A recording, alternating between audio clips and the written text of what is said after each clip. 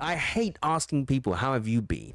Like, first of all, honestly, I'd be very honest. I don't care as much about what happened in your freaking daily life, really. I don't even care about mine. It doesn't matter. Yeah. Your friendships are designed to improve you, right? That's the kind of the idea. They make you better. The people that you spend time with as friends kind of make you a better person by making you reflect on yourselves and like adding value, quality. Which makes it really rare. Hello, everybody, and welcome to Bar Talk episode 8. Hello. Today, we're going to talk about a topic which is, I think, quite dear to both me and Joe, as we are both now in our 30s. And it's I'm way older, Seb. But, I'm recently in the 30s club. Joe has been in the 30s club for a while. Yeah. But we have a lot of friends, obviously, in this 30 to 40 age range. Yep. And something that we talk about often is friendships. Yeah. And friend groups as well. Yeah. So we thought today we'd dive into a bit about how it's difficult to maintain existing friendships and also difficult to make new friendships in your 30s. Yeah. So why do you think it's quite difficult to maintain friendships? Part of it is natural. The fact that we delve into our respective careers and we tend to become busier and busier in what we do as we progress, right? In whatever work we're in. And I think that focus means that you don't have as much time really to connect with people. In your case, for example, for sure, you spend so much energy working on your cases. Sometimes spending days in court, you tend not to have much energy and time left to pursue, leisure activities. In my case, I work 24/7, really. So I don't get to connect and stay in touch with friends as much. Definitely. In fact, I would say I've lost the appetite to a large extent. Yeah, I think I'd agree. Since my late 20s. Yeah. I think it's difficult for two reasons. One is definitely as we get older and into our 30s, our priorities are different. Right? Our priorities change from when we were in our 20s. Obviously, yes, like you mentioned, we have career, work things. Some people are obviously in long-term relationships or marriages, possibly with children as well, so that takes up time. They might have to spend time with their family or doing their own interests, which they already have less time to do because of work.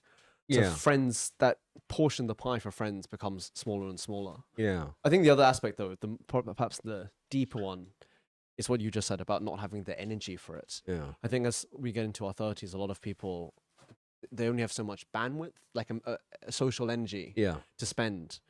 And we have to, like for you meeting clients all the time, you're talking to people every day, you're outward facing job. Probably when it comes to the evening time, if you're not even working, you just want to go home. Yeah, in my case, I do have to say that I think it's part of our human nature to want to connect to people. Definitely. It's fulfilling. It comes natural to us. We're social beings. But for me, I actually think that I get enough of connections to different people from all walks of life on a daily basis in work already. Through your work. That's true. So much so that, outside of work, I might enjoy some time alone more. Yes. To be honest. Yes. Actually, maybe in that sense, we're quite fortunate. Or fortunate or unfortunate, depending on how you look at it, that our job allows us to meet and see lots of different people on a day-to-day basis. Yeah, which we find fulfilling. Which was actually partly why we enjoy our jobs, because we find it fulfilling. Yeah. So the flip side of that is... So I have grown distant from, I think, the majority of my friends for years now. I don't necessarily regret it because I do live a good life, in my opinion. And I do care about meaningful work above all, to be honest, I think. To me, it's not that I don't treasure friendship, but work, I think, is and should be one's priority. I think. For me, I think human beings are about making meaningful contribution in life, in society. Yes. That, I think, takes priority over spending a lot of time with friends on a social basis. I think. Yes, I definitely think as well. There's a lot of value to be had in spending time with friends and in friendships, both as a sort of human to human interaction and connection, but also in how it can improve oneself. But I think ultimately, I agree with you that we only have so much time in life Yeah. to do different things. Yeah. Work is probably always going to be a priority for a lot of people, and then it's got to be a family, whether that's your existing family or a family that you build yourself. That friends and friendships seems to always kind of, perhaps rightly, fall into the sort of second tier, if you could look at it like that. Yeah. I don't regret it. I think it's only right. In fact, I do think I've become more picky over the years. Yes, when it comes to maintaining relationships with people. How many? I mean, what was your? How many sort of close friends did you have back in the day of a lot? Say Harrow. I think Pre-university. I used to have a huge group, consisting mostly of Hong Kongers, because I am based in Hong Kong. It was always my plan to be back in Hong Kong. But I'm known to be a bit of a party organizer. I used to connect with all sorts of different types of Hong Kongers. I mean, mostly obviously who studied in the UK. Yep. But I used to take pride in having a lot of friends and friend groups. Yep. But no, since my late 20s, I've drastically changed. I think there are different social groups. Some are just much more close knit and more important. And I tend to go towards them a lot more. Yeah. Instead of wanting to maintain a large number of friends. I mean, Robin Dunbar, I think the name is, the famous UK anthropologist, anthropology guy, based at Cambridge, I think, said that famously that one can only have 150 friends.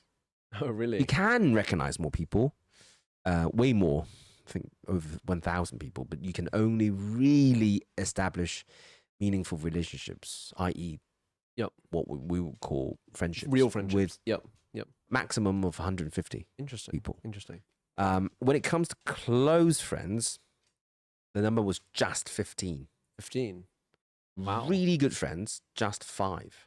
That's very... Yeah, I remember the number quite well. Yeah, because it's 150, 15 and then 5. Yeah. I think even to have 150, even if they're not sort of friends, but merely acquaintance level people, would already be quite a lot, actually. Yeah. Yeah. I would... you probably would, actually. Yeah. I would have that number. You probably have that number. Yeah. Yeah.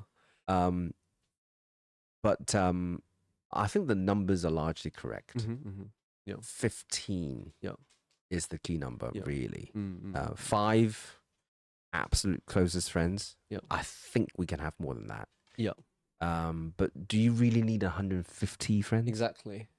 Probably not, right? Well, for a wedding. And what sort of connection do you actually have with these people? I mean, you might call it a friendship per se, but is it really a friendship in the true sense of the word? I think it's difficult to be in touch with them on a daily basis, or even a monthly basis. Yeah, definitely.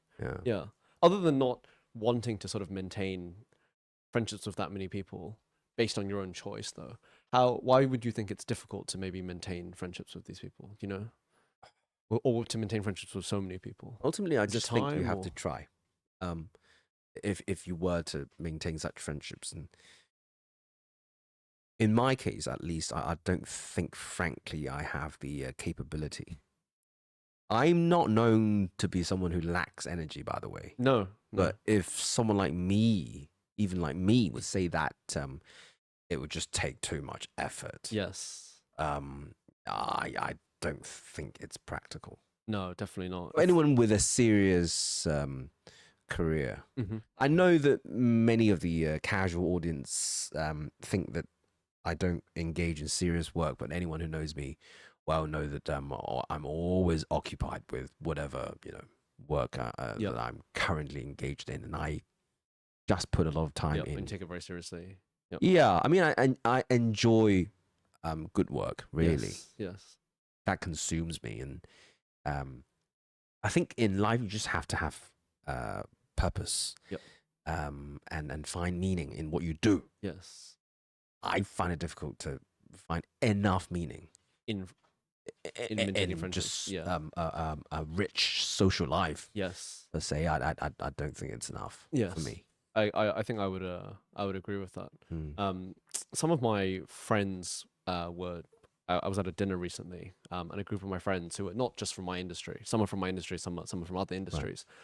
We're playing a little thought experiment game, and we were sort of going around the table, deciding how we would rank these 4 things.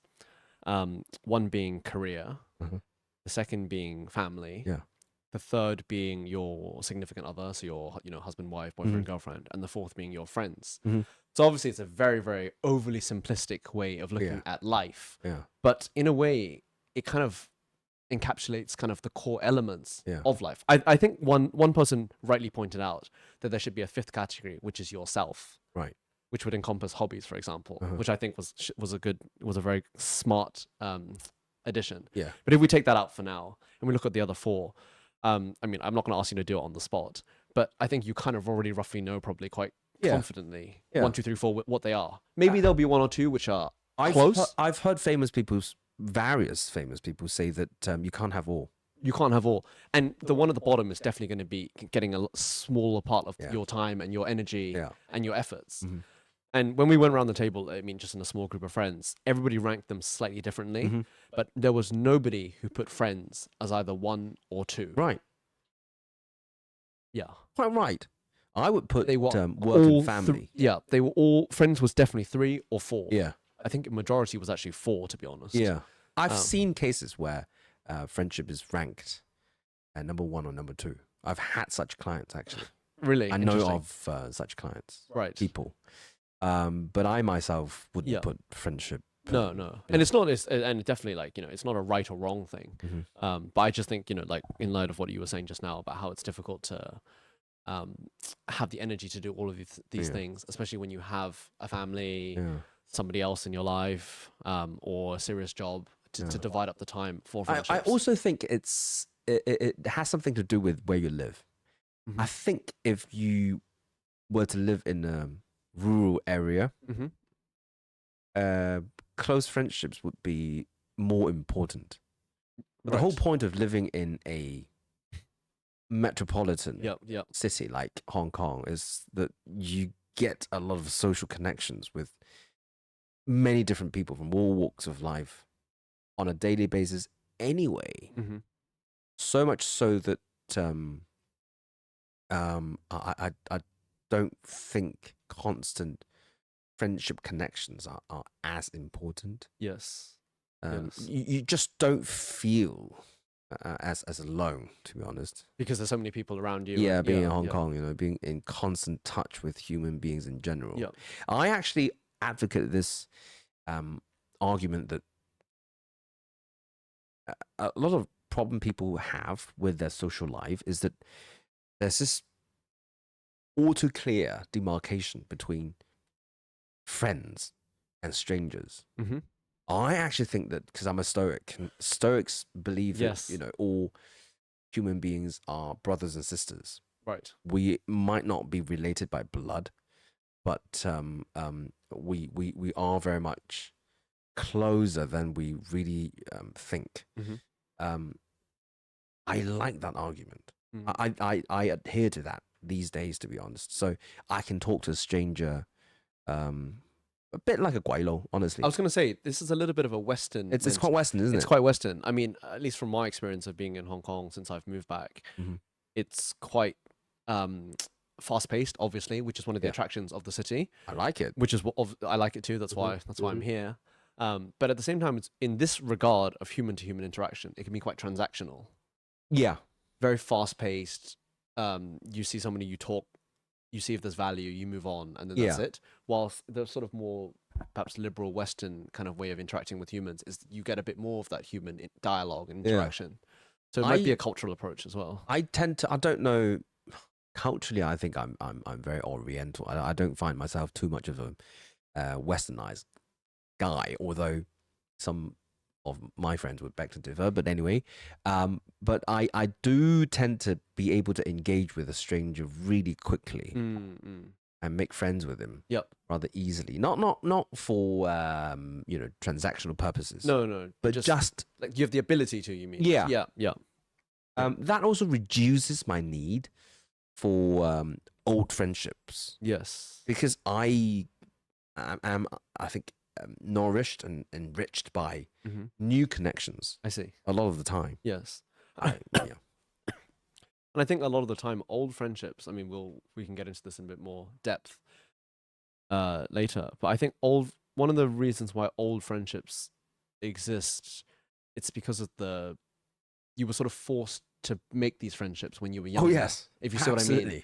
Because when you're an adult, to make a connection with somebody, a friendship, it's quite intentional. Yeah. Because you don't just become friends. Okay, you might become friends with your colleagues, maybe, but taking that aside, people don't really become friends with their colleagues. Well, not in your industry. Not in my industry. In other industries, possibly. Yeah. I'm not sure. In your industry, most of you hate each other anyway. Talk behind each other's backs constantly. No comment on that. Yeah. But I mean, when you're younger, you make connections by, for example, just being in the same school. You have a nexus which binds you all together. Yeah. The same school, same sport. Your parents are friends. Also, why I think I might have mentioned it before, but I don't attend any reunion activities. At all. Because I think that we were actually arbitrarily put together. We were. It is. I mean, right? I don't know how they do it in Hong Kong, but in the UK, Yeah. it's alphabetical. Yeah. Right? So you're literally grouped with a bunch of people whose surname is the same as you. Mhm. So they could not be more arbitrary than that. Yeah. So I refused to attend any such events because I thought that we were arbitrarily put together. If we did become good friends, we would have our own ways of and then staying that's in fine. touch. We don't need such reunion events to force you to regather. And, Why do it? Especially when you're now free. Yes. To choose your own associations. Why would you do that? I don't get it. Other than for again, transactional purposes, making connections for your work. I mean, that for me is pathetic in my view. But, so I don't. I mean, people often hear I say and talk about my experiences attending so-called elite institutions, but one, that was part of where I came from. Yes. And two, I did used to, base sort of my careers, for example, in tutoring on that. Yes, of course. I had to talk about, the sort of schools that I went to. But how many people now from your Harrow days would you consider a friend, a close friend? And by that I mean somebody you probably you talk to very arbitrary, say like, I don't know, once a month or something. Honestly, I still consider them my really good friends.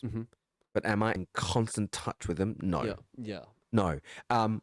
The funny thing about them is that you don't need to be in constant touch with them. Yes. To stay as close friends. Yes. For example, I was only texting one of those friends last night.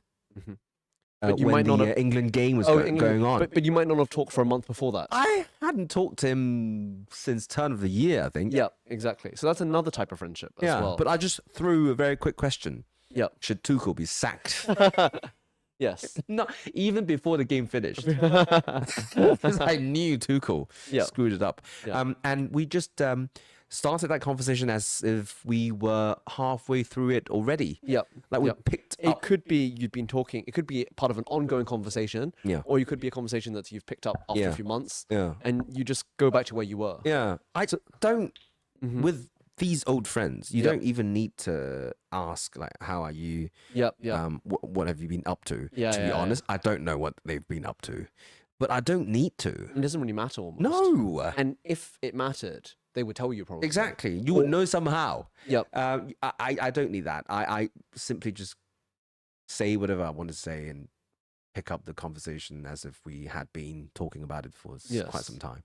I think that's a really, really good point, because some people think that to maintain old existing friendships, you need to put in a lot of work. You Yeah. in a way you do to keep it going, I do think but at the same time you don't. I do think you do have to put in a lot of work in your relationship. I mean, with your other half. Yeah. That I really That's a think you different do. kind of friendship relationship for sure. Yeah. With old friends, I don't buy that. No. I was only seeing an old chambermaid, ex-chambermaid, the other day. I hadn't seen her since I think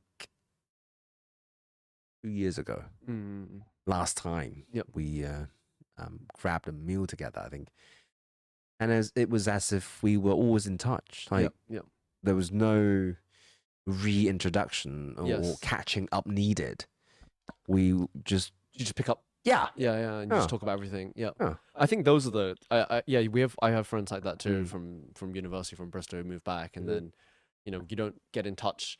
Both people don't talk to each other for a while, and then it's, are you free next week for a meal? Let's go. We have a meal, and then it's fine. You don't talk for another 6 months. Yeah, but you have a good friendship. Yeah, it's still, and it's fine. I think if you have to try and impress someone and try to re-establish that connection, that relationship, then that relationship wasn't there anyway. Exactly. And it's got to be a two-way thing as well. Yeah. It can't be one-sided. Yeah, I often tell some of my clients facing a social life crisis that you should ignore those who ignore you. Yep.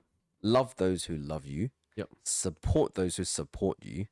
Connect with those who connect with you. Oh, that is very and so on. Yes, very wise. Yeah, very wise. It's reciprocal. It's got to be reciprocal. Yeah, because this is such a cliche that I'm sure you hear.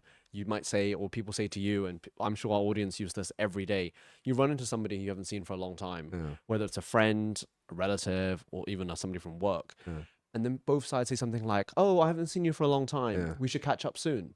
Right? Or let's get a drink sometime. Yeah, that means it would never happen. It means it never happens. And then it's so hollow and fake. Yeah. But sometimes one side has a genuine intention, I think, to reestablish that friendship. That they will reach out to the other side and try and fix a day, fix a time for something. And maybe they then meet up and it's fine. Yeah. But maybe they don't, and then it dies down for a couple of months, and then they re-pick this up.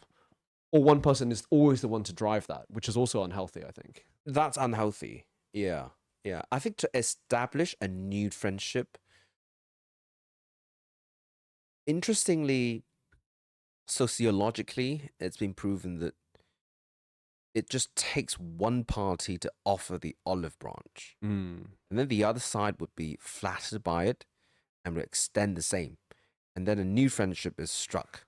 Now, that's for a new friendship. I see. But for an old one, that would be unnecessary. No. Yes, for a new friend, definitely. I mean, the cliche is if you want a friend, be a friend, right? Like what you said, Yeah, but for old friends, nah. Drop the... Yeah. I think a lot of people, maybe this is something that might resonate with our audience, people like in our age group or younger or even older, is I think it's okay to accept that you might have good relationships or friendships with certain people, and you're now at different stages in your life or different places, or you're not bound by the same things that you used to be. Yeah. That you're the type of relationship you have is going to be different in the future, but it doesn't necessarily mean that you didn't have a very, very good friendship for the first 10 years or 20 years of your life. Yeah. It's just different now. I and know those what you mean, those friendships, you sort of drift apart, but it can be a natural thing. It doesn't have to be. There's no hate. There's no hate. There's no suspicion. There's no animosity. It's just natural. It's just natural. Yeah. And one side might desperately try to keep maintaining that, they keep feeding that relationship, but it becomes very forced, I think, sometimes. It's not necessary. And if fate permits, you pick it up again somewhere, sometime. Yeah, exactly. Your paths will cross again, or there'll be some reason why you get closer again. Yeah. And I bump into old friends who have drifted apart from me from time to time, because I live, centrally, and I often wonder about I feel no awkwardness at all. No. I find it so natural. Yeah. To one, have drifted away, and two, to bump into them again. Yeah. I only had lunch with a really old friend recently. A friend I met during university, I think, although we didn't go to the same uni, or even before then, during boarding school days. And we had lunch together, first time in years. And he wanted some of my advice and took me to lunch. I think he only just sent me a one-line text on WhatsApp asking me for lunch. Yep. And I said yes. And the third line was the time, date, and address. That was it. And I popped up, and we just had a very fruitful conversation for 2 hours. Yep. He paid the bill, and we went our separate ways. Went separate ways, and then you might talk in the future, or you might not talk. Like, it's fine. Yeah, we will meet again because I am to introduce him to some of my new friends for him. It's to help him, but then it didn't feel transactional at all. Of course not. Yeah, It felt like two old friends. Connecting. Yeah. No awkwardness. We did catch up a bit, but it didn't feel forced. It didn't feel like we were doing it for the sake of, trying to build a new friendship again. Yep. All very natural.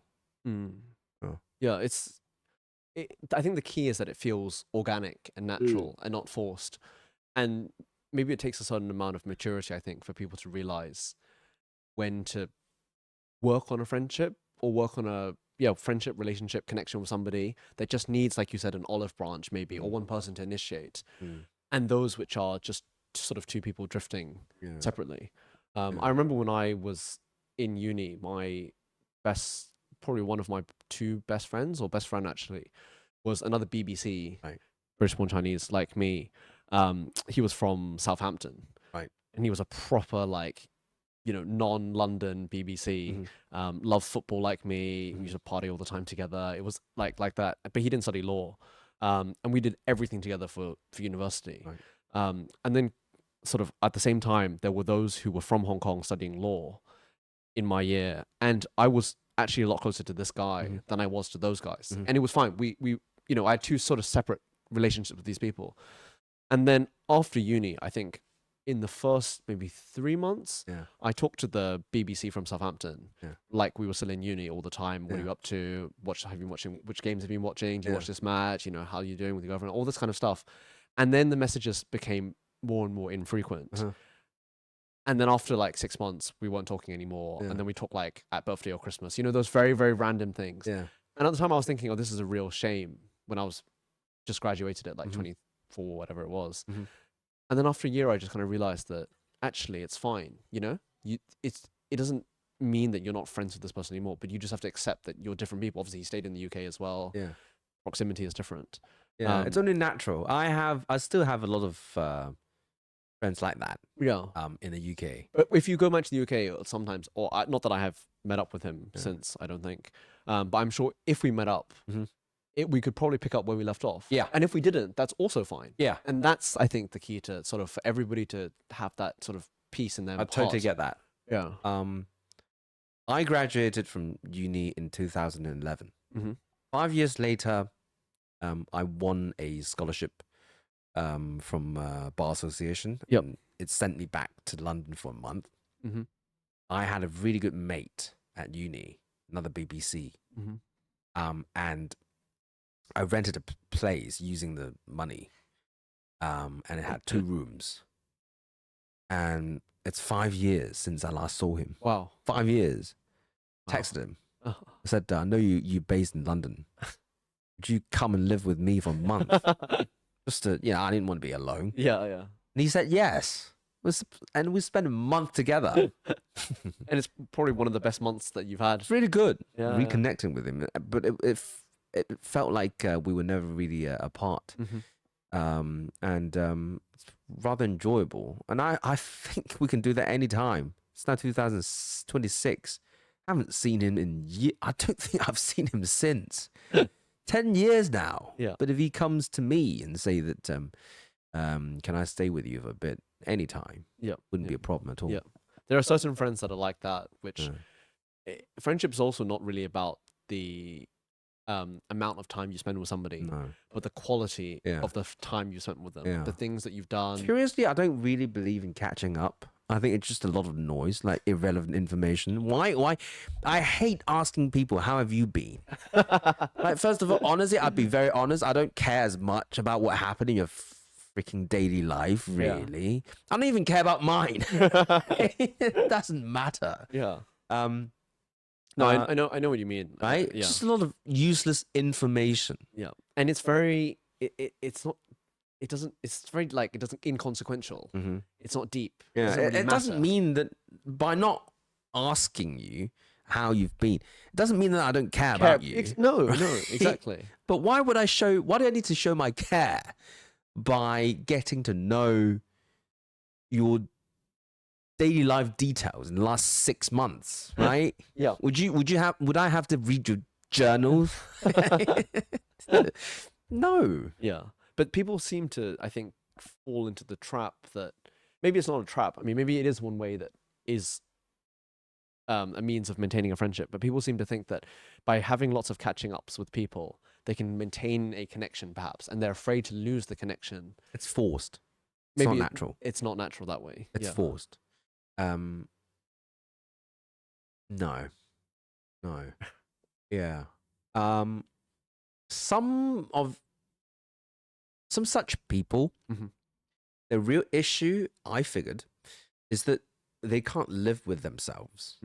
I think these people, they really need friends. Yes. And they need to be in constant touch with them because they are uncomfortable being on their own. I really think so. Well, it's definitely I mean, friendships is not directly correlative to the introvert extrovert thing, but there is some tiny bit of connection there, I think. As we talked about in our previous episodes, about how introverts are more comfortable being by themselves and with their thoughts and derive their sort of energy from being by themselves, whilst extroverts derive their energy from social interactions. Yeah. I.e. connections with people, which is basically friendships. Yeah. Yeah.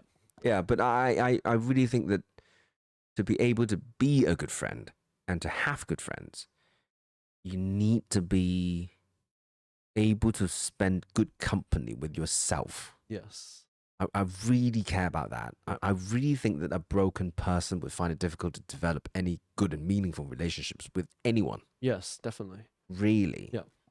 I mean, as a starting point, no one would want to spend time really with someone who, has issues. Yeah, right? yeah. Or who doesn't really understand themselves.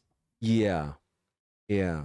And the quality of friendship you would be able to give to somebody else, if you're somebody who is, like you said, perhaps not very comfortable in themselves, it's going to be weak. Yeah. Or low quality, perhaps. Yeah. Yeah, well, there are... I've actually read various books on friendship. I did want to learn more about it.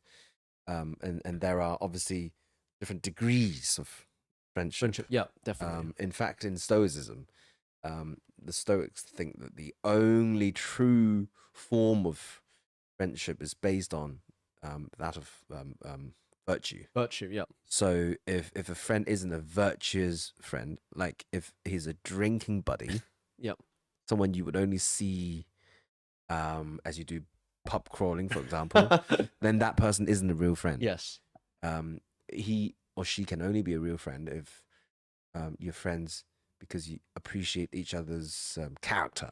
Yeah, there are a few different sort of Stoic schools of thought on the friendship thing. Yeah, but that is I actually increasingly subscribe to that. I like that one. I know that the Plato one is like that as well. Yeah, it's the Stoics borrowed a lot of concepts from the older philosophies, such as Plato's and Aristotle's. Yeah, the Plato one is very much, from what I recall, like what you've just said. The Stoic ones, the Marcus Aurelius, and the ones that you probably are thinking of, got theirs from Plato, I think, which was that your friendships are designed to improve you, right? That's the kind of the idea. They make you better. The people that you spend time with as friends kind of make you a better person by Yeah. making you reflect on Yeah. yourselves and like Which makes adding it- value, quality.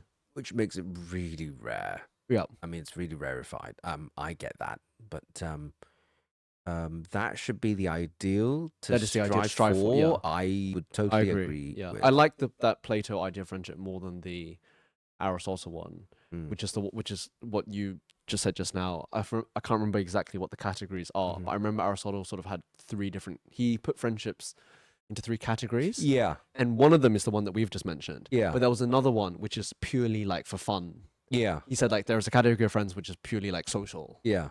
Like would be like friends for pub crawls. Yes. But I think the ideal to strive for would be your friends are people who make you sort of better. Yeah. Well, I still do make all sorts of friends. Yeah.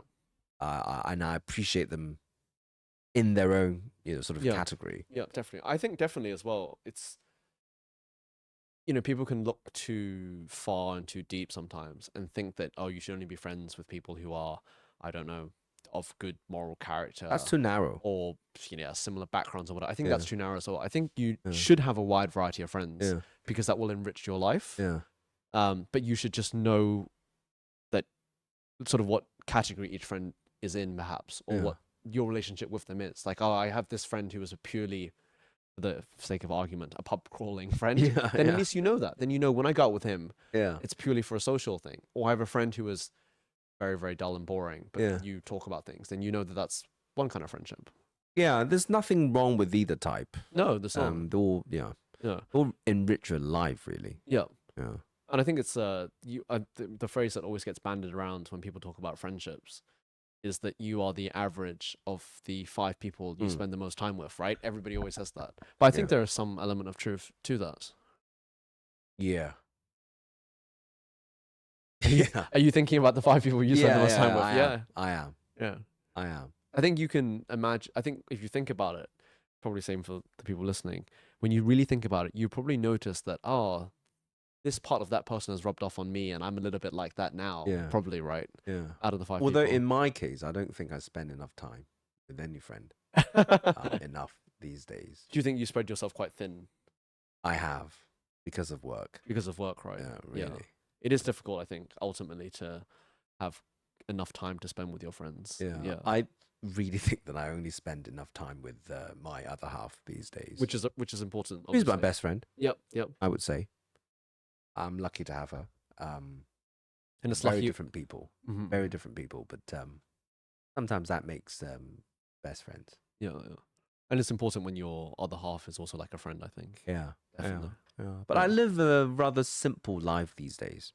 Yes. I increasingly want a minimal life in that I have certain habits. I play a lot of football. Of course. I have a highly regular schedule in terms of my work. I teach philosophy courses. Yep. And then I engage with different friends and colleagues on a regular basis, and I don't have that many ad hoc events these days. I say like ad hoc social events. Yeah. Which only makes such events more enjoyable, though, When they happen. when they happen. Yes, I think that's something that I think we are quite similar in that, particularly as introverts, we don't schedule a lot of social gatherings, No. and particularly in sort of new social gatherings. No. But when they come up, sort of sometimes off the cuff or Yeah. not infrequently, Yeah. then we quite enjoy them. The spontaneous events are always the best. Definitely. The planned ones for me, no. Yep. Yeah. And there's always a planned event always has a bit of expectation with it because it's planned. Yeah. And it's very Always comes out flat. anticlimactic. Yeah. Yeah, definitely. Yeah. I like really random stuff. Like, Random and spontaneous, no expectations. yeah. Yeah. Yeah. I'm like that anyway. I live a highly regular life. Yep. But I don't really intentionally build it into my life. But from time to time, there are Yeah. such ad hoc Agreed. events, and I tend to find them rather memorable and enjoyable. Yep. I know that as a life rule, Yes. that life should be based around a sort of fixed schedule. Yep. But allowing a little bit of flexibility Yeah. into it, I think so. then you enjoy that bit. And you enjoy that, but it's only and more. it's the same with the friendships, right? You have this. You generally will out of your I don't know, 10 friends generally, 7 to 8 will always be kind of the same type of background, profession, age, whatever. Yeah. But if you can have 1 or 2 outliers who are very different, it's great. It's very enriching. Since my early 20s, though, I've actively tried to make friends with people from all walks of life. I remember reading Sir David Tang's, one of my personal heroes, book. Not really a book, it's just a collection of his essays, column for Financial Times. He said that the best parties are always those, and he actively organized it. He was known as the most connected man on earth, which is, I don't believe that to be true, but that's how he branded himself. He liked putting people from different walks of life together at parties. This resonates with you a lot, doesn't it? I deliberately do that. Yes, I was going to say, this is something that you do a lot. It's something that I take pride in. I've never been an elitist person. I mean, I can be considered as one in some way, because I'm proudly a right winger, but I connect and am able to connect with people from very different backgrounds. Yes. Easily. I mean, we play football. And I was just going to say, football is the easiest way to... It connects you to all sorts of different people. Yeah, people from another language. In our football teams, we have friends from, I don't know, all kinds of professions. All professions, all walks of life, different nationalities. Yeah. Age groups. 20s, you know. Yeah, teenagers occasionally. Yeah, teenagers, 20s, 30s, 40s. In my bar team, obviously people in their 50s and 60s, and their friends, or sometimes. We all mix together. Makes it much more interesting. Yeah, some people who haven't been to university. Oh, yeah. Often, very common. Yeah, and we can like get that a lot. Yeah. I never had an issue with, there's a lot of people in Hong Kong are like that. Yes. Not just in Hong Kong, obviously, in elsewhere as well. But in Hong Kong, many of my friends tend to be only able to mix with people from their own social class. Yeah. A rather narrow one, usually. I don't have that. Yes. A lot of people, I've noticed that too. A lot of people here need at least one thing that they are similar to the person they're talking to. Social background. Either profession, social background, hobby, something to talk. They can't talk to a pure stranger. Yeah. Yeah. And then they won't be able to... I think it's one of my, probably my only superpower. One of the reasons why I think I would make a very good future chief executive. But it is a very important skill. Just that I am able to connect with all sorts of people. I'm naturally gifted in that. I don't know why. I suppose I don't really define myself as belonging to any particular... The funny thing about me is that I've always placed myself as an outsider. I'm naturally not a clubbable man. I don't like belonging in any sort of closed groups. I don't. You enjoy sort of being the outlier. I do. Yep. I do. I do like being the outlier. I do enjoy being different, but not in an antisocial sense. I don't think anyone who knows me would think that, oh, Joe's a weirdo, like he's a sociopath. Never. Yep. Bit of a maverick, for sure. I like that. Eccentric, bit of a rogue. Maybe. Eccentric, proudly so. Like Churchill, for example, takes huge pride in being like that. And Boris Johnson, for example, is a hugely eccentric character, right? He made PM. Yeah. But often, the people that in life and in the world in history that do extraordinary things have a little bit of them, have a little bit of that to them. Yeah. They are slightly mavericks. Yeah. But the thing is, are they loners? I don't think so. I don't think it's necessarily being a loner, but there's at least one or two aspects, I think, about them that are a bit unconventional. Yeah. But that makes them interesting, and that makes them interesting. Someone you'd want to be friends with. Yes, for sure. Right? Because no one wants to be with a, like, suppose they still do, but not as much so. If you're interesting, surely people would want to be friends with you more, because you, in turn, enrich their lives. I certainly think that that's the chief value that I provide, because I'm not like a social worker in this sense. I mean, I guilty as charged. I don't offer as much care, in the sense that I ask you a lot about how you're feeling and things like that. But how was your day? What I do is wouldn't say as much as inspire, but I help and make people think differently. Yep. And I suppose that's some value. Definitely. And you want to bring people along. Yeah, on and that there's journey. nothing wrong, by the way, for friendships to be about offering value. No. I don't think there's anything wrong with that. We shouldn't go as far as saying that it's transactional. No.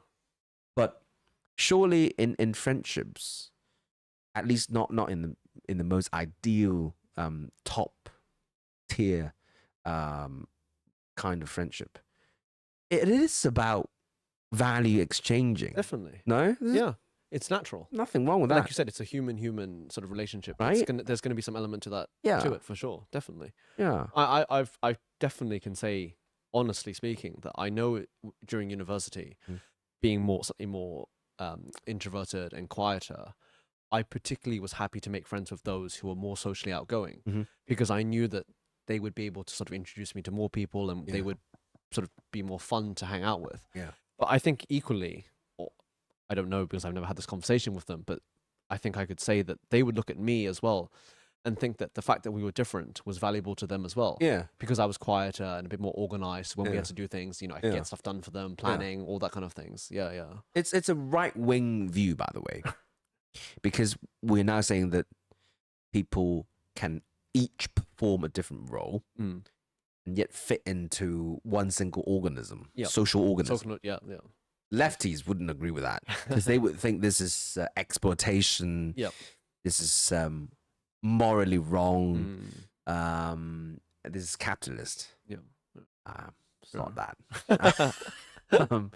I enjoy being able to express such views in Hong Kong freely because I think deep down, majority of Hong Kongers are more like me.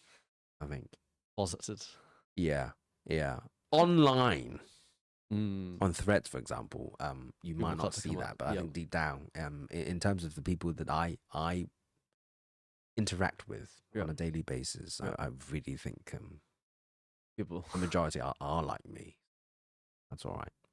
We've sort of talked about the difficulties in maintaining existing friendships. Yeah. The other side of that is obviously making new friendships. Yeah. Why do you think that some people struggle to make new friendships particularly in their sort of 20s and 30s or 30s and 40s? I think they're more preoccupied with work and with their other going concerns. I don't think they're as fresh, as curious as you grow older. I just don't think you still crave as much. Yep. I think as you were younger, you'd be more curious about people in general. As you come across more people, you become more and more mature. You start to think that there's less to find out. So you think they're a bit close-minded? Yeah. So people are close-minded as they get older and they get stuck in their own ways. Yeah. It's natural in a way. Is it really good? No. Yeah. Especially as some people, I think some of the friends that I have, they find themselves sort of in a catch-22 situation where they're losing their old friends or their friend groups, older friend groups, or drifting apart, perhaps not losing. A bit dramatic to say losing. Drifting apart from the old friend groups. Yeah. But they're also not making new connections. Yeah. And they don't know how to, or they're struggling to That's do not that. good. Yeah. I take pride in constantly making new connections and new friends. I like that a lot. Yeah. I don't force myself to do it at all. Yeah. I just think that if you continue to live your life fully, it will happen. It will happen. Yeah. And my best advice would be to expand your social circle in terms of social class. That's my best advice. I think a lot of people in Hong Kong unnecessarily restrict themselves to people who are socio-economically similar to them. Yes. It's what I call middle class syndrome. Yes, I think that's definitely true. In Hong Kong, a lot of the people that I've spoken to generally seem to make friends through friends of friends. Yeah. But the friends of friends always seems to be like it's an extension of your work colleagues. It's like Yeah. there's some element of work in it, I or it's like my 中學同學 Yeah, friends I- friend I- 咁樣 I like that hate kind it. of setting. I hate it when people ask, "What do you do? Where do you go to school? Where did you go to school?" Yeah. And judge you by your accent, the way you speak, things like that. I think this is definitely one of the inhibitors that I've seen in some of my friends, Yeah. and probably applies more broadly to the people, the audience, in making new friendships. Is there's this sort of middle class syndrome you mentioned, definitely one aspect of it. The second is like a fear of going out of their comfort zone to meet Yeah. people who are different. Yeah. I don't know whether it's because they're afraid of being judged or they think they won't be understood, but Yeah. I think that's partly what is holding them back. Yeah. It's unnecessary. And it wouldn't. I think you want to enrich your life. Yes. That's the key word. Yeah. And enrichment entails variety, diversity. Yep. Diversity is important. You need that. I mean, that's what makes life interesting. Sameness, Yep. uniformity is so dull. I don't see it as a difficult point to prove. No. And I think even though we said just now that, it's a bit artificial maybe to schedule catch-ups with people, but I think what I'm about to say is different, though some people might not see it this way. So I want to make it clear. I think it's very different in that I think it's actually not very difficult for one to seek out opportunities to make new friends if they wanted that. Yeah.